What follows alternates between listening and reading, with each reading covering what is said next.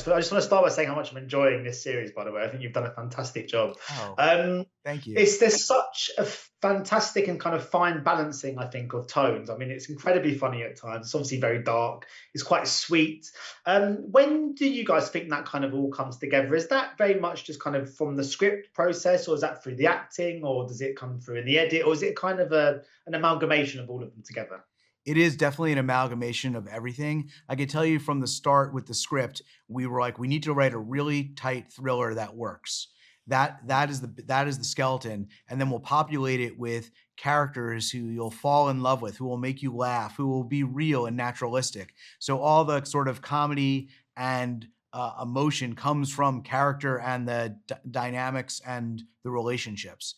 So that was sort of the plan on the page. Then as we cast it with these incredible actors and saw like, wow, there's something really happening between Paula and Hazel on the screen that is really sweet, and then as we edited, as we added music, all of those pieces got enhanced. But that's the way we originally sort of started. That was our grand plan anyway. I think that's an interesting note, though, because I think so much of when you make a show, you're going to market and capitalize on the most provocative elements of a show, right? So you're going to get the violence, you're going to get the paranoia, you're going to get the drama. But what we haven't really talked about much is the sweetness, and I think that's something that's missing in a lot of today's content. Is this such a cynicism that you miss some of that inviting flavor of the actual genuine connection and love between characters? And this might seem like such a small, innocuous thing for me to pick up on, but there's this moment in episode 1 when Hazel says she says to Paula, he just asks a question, and Paula just says, "Sorry, what was that?" and just kind of misses what she just said for a brief moment. Yeah. And that's just exactly the way we kind of converse and have dialogue in real life that you rarely see actually kind of written down and put onto screen. So, how important is it, do you think, to make the dialogue and the characterization so authentic when you're telling a story that deviates so far into kind of drama, I suppose? I personally think it's everything, and it's really hard not to like. I mean, we found ourselves cutting really good jokes because we're like, I don't know that they'd be that way. One of the other things, so we tried on our end. One of the things that Dave is amazing at, and that I do on my end is the script is not something where I circle every comma and it needs to say isn't, not is not. I think the actors taking those things and making it their own leads to a naturalism. So I think we were all leaning in towards like, this is happening. You're real people. It's going to look this way. It's going to feel this way. And you're going to talk that way. And at the risk of sounding like I'm just sucking up to the organizers of this junket, I have to say Apple TV is making such good content at the moment. The quality control is so superb. I mean, is that what does that mean to you guys as kind of creatives in this industry to work with those who maintain that kind of level of standard across all of their projects? Well, it's both incredible. I feel, I think we both feel so lucky.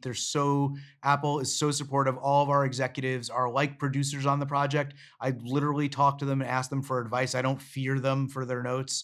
It's just a great group of us all working together. On the flip side, when the bar is so high, it definitely makes you nervous.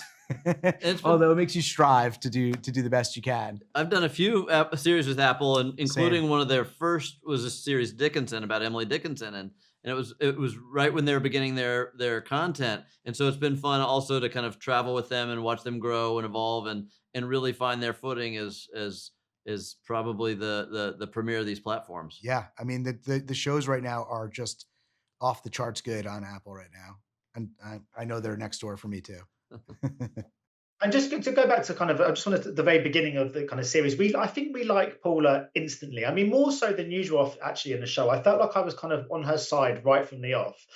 So much of that is obviously down to Tatiana. What do you think she brings to this role? And can you just talk about the kind of casting for the title role, for the lead role here, which you obviously just had to get so right and did?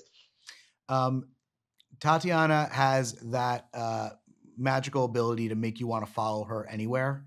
And she can do it all, as we saw in Orphan Black. She can make you laugh, make you cry. This character goes through a lot and has to do a lot. She has to be ferocious and she has to be frightened.